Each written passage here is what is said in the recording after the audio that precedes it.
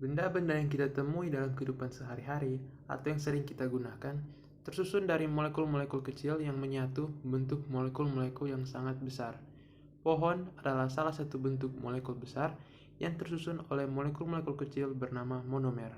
Monomer-monomer tersebut saling berikatan membentuk polimer. Apa itu polimer? Di video ini akan membahas tentang polimer dan kaitannya dengan COVID-19.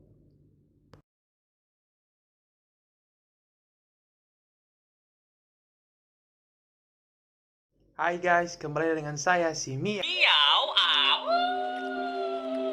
Kali ini gua akan Belajar tentang polimer. Jika dilihat dari arti kata, polimer berasal dari bahasa Yunani kuno, di mana poli yang berarti banyak dan mer yang berarti bagian atau unit.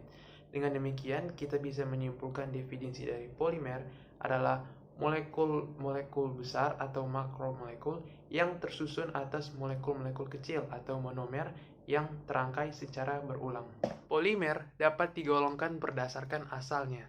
Ada polimer yang berasal dari alam atau polimer alam, dan ada juga polimer yang dibuat oleh manusia atau polimer sintesis. Polimer alam adalah polimer yang terbentuk secara alamiah dan tanpa keterlibatan tangan manusia. Polimer alam ini sudah ada sejak dulu dan telah dimanfaatkan. Contoh dari polimer alam antara lain ada karet alam, protein, amilum, selulosa, dan asam nukleat. Polimer sintesis adalah polimer yang tidak terdapat di alam dan dibuat oleh manusia. Polimer ini dibuat untuk memenuhi kebutuhan manusia. Contoh dari polimer sintesis yaitu ada polietilena yang biasa digunakan untuk pembuatan plastik, ada juga polyvinyl chloride yang digunakan untuk membuat pipa PVC, ada juga polipropilena dan polistirena. Di kelas 11 kita pernah mempelajari tentang senyawa hidrokarbon. Senyawa hidrokarbon merupakan senyawa yang tersusun dari atom karbon dan atom hidrogen yang saling berikatan. Senyawa hidrokarbon terbagi atas 3 macam, yaitu alkana, alkena, dan alkuna. Alkena termasuk senyawa hidrokarbon tak jenuh dan memiliki ikatan rangkap 2. Bentuk paling sederhana dari alkena adalah etena atau etilena. Etilena ini dia dapat membentuk suatu molekul yang lebih besar lagi, dinamakan polimer polietilena, yang terdiri dari monomer etilena itu sendiri. Dengan demikian, kita dapat menyimpulkan kalau hubungan antara hidrokarbon dan polimer adalah hidrokarbon merupakan penyusun dari polimer. Selain itu, hubungan lainnya juga terjadi antara jenis dari senyawa hidrokarbon, yaitu ada hidrokarbon jenuh dan hidrokarbon tak jenuh, dengan reaksi pembentukan polimer atau polimerisasi. Ada polimerisasi adisi dan kondensasi.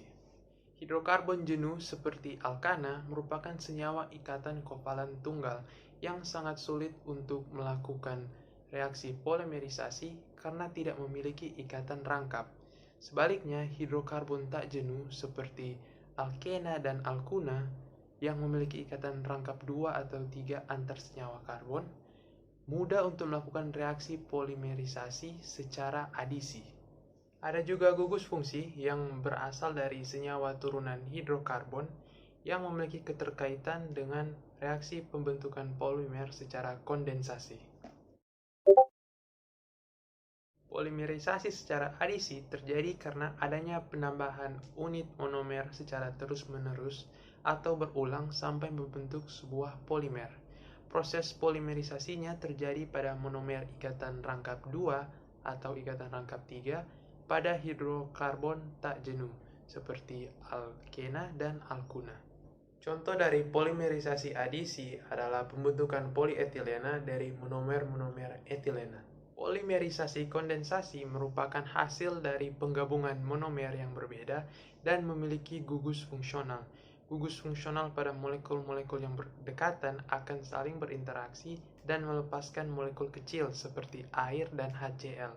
Reaksi polimerisasi yang melibatkan 2 atau lebih monomer yang berbeda disebut dengan proses kopolimerisasi. Contoh polimerisasi secara kondensasi seperti pembentukan poliamida dari asam aripat dan etilena glikol. DNA merupakan satuan terkecil gen dari tubuh manusia dan makhluk hidup lainnya. Secara umum, bentuk dari DNA seperti yang dilihat di film-film semacam spiral atau biasa disebut dengan helix ganda. DNA juga tersusun atas monomer-monomer seperti fosfat, gula deoksiribosa, dan basa nitrogen. Adenin sebagai basa purin berpasangan dengan timin sebagai basa pirimidin yang terhubung dengan ikatan rangkap 2. Sementara guanin sebagai basa purin berpasangan dengan sitosin sebagai basa pirimidin untuk terhubung dengan ikatan rangkap 3. Basa nitrogen tersebut terhubung ke suatu gula deoksiribosa pada rantai punggung DNA. Gula deoksiribosa merupakan modifikasi dari gula ribosa, yaitu gula dengan 5 atom karbon, di mana pada atom karbon nomor 2 kehilangan atom oksigennya, sehingga disebut deoksi atau kehilangan oksigen. 3 komponen penyusun DNA, yaitu basa nitrogen, gula deoksiribosa, dan gugus fosfat, membentuk suatu molekul yang kemudian disebut dengan nukleotida. Nah, gabungan dari berbagai nukleotida akan membentuk suatu polimer yang disebut dengan polinukleotida, yang terbentuk akibat ikatan yang terjadi antara gugus fosfat pada satu nukleotida dengan gula deoksiribosa pada nukleotida terdekatnya. Saat ini, dunia sedang dilanda oleh wabah virus corona yang menjangkiti jutaan orang dan membunuh hampir 1 juta orang. Belum ditemukan penawar untuk virus ini, namun baru dikembangkan vaksin untuk mencegah penyebaran. Berbagai macam tes juga dilakukan guna untuk mendeteksi virus tersebut. Salah satunya adalah tes PCR. Tes PCR ini direkomendasikan oleh WHO karena dianggap akurat dalam mendeteksi virus COVID-19. Polymerase chain reaction merupakan metode replikasi DNA secara enzimatik tanpa menggunakan organisme tertentu. Proses ini bertujuan untuk memungkinkan mereplikasi DNA dalam waktu yang sangat singkat dan mendapatkan jumlah replikasi yang banyak. Jumlah replikasi tersebut akan digunakan untuk mempermudah proses penelitian, dalam hal ini untuk mendeteksi virus corona. Namun, virus corona memiliki materi genetik berupa RNA yang hampir mirip dengan DNA, hanya saja dia berupa satu untayan. Untuk itu, RNA tersebut akan dibalik melalui proses yang dinamakan transversi balik. Proses ini menggunakan enzim reverse transcriptase untuk mengubah RNA menjadi bentuk DNA pelengkap. Penggunaan enzim ini sangatlah efisien karena membantu mempermudah dalam pendeteksian virus. Setelah didapatkan DNA pelengkap, maka dilanjutkan dengan tes PCR.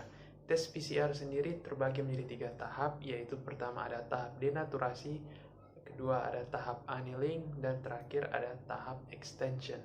Pada tahap denaturasi, DNA akan dipisahkan yang semula berbentuk untayan ganda menjadi untayan tunggal. Ini biasanya berlangsung sekitar 3 menit untuk meyakinkan bahwa molekul DNA terdenaturasi menjadi DNA untayan tunggal, dan biasanya terjadi pada suhu kisaran 95 derajat Celcius. Dilanjutkan pada tahapan annealing, di mana DNA tunggal tersebut akan dipasangkan dengan pasangan primer dari enzim primase.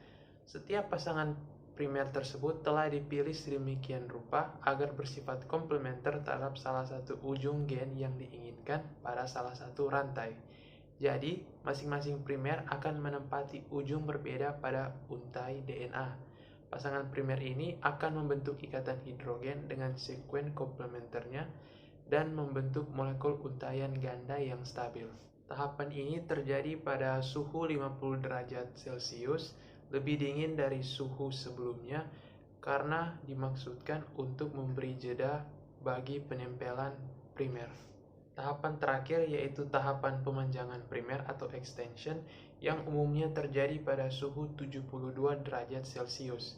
Primer yang telah menempel tadi akan mengalami perpanjangan pada sisi tiganya dengan penambahan DNTP yang komplement dengan templat oleh DNA polimerasa. Virus menjangkiti tubuh kita dengan melakukan replikasi diri di dalam tubuh inangnya. Ada 5 tahap replikasi virus. Yang pertama adalah tahap adsorpsi, yang kedua adalah tahap injeksi, ada tahap sintesis, perakitan, dan terakhir adalah tahap litik. Pada tahap adsorpsi, virus akan berusaha masuk ke dalam sel inangnya dengan mengeluarkan enzim lisosim yang berfungsi untuk melubangi dinding sel tersebut. Pada tahap injeksi, virus akan menginjeksikan asam nukleat masuk ke dalam sel tersebut. Tahap sintesis atau tahap pembentukan, pada tahap ini virus tidak bisa membuat sintesisnya atau tidak bisa membentuk dirinya sendiri, sehingga dia harus mengendalikan sintesis DNA inangnya untuk dijadikan kapsid virus. Pada tahap perakitan, kapsid virus yang masih terpisah-pisah akan mengalami proses perakitan untuk membentuk suatu kapsid virus yang utuh. Pada tahap litik, sel yang telah dikendalikan oleh virus tadi akan menghasilkan virus-virus baru yang akan mencari sel-sel inang baru untuk dijangkiti.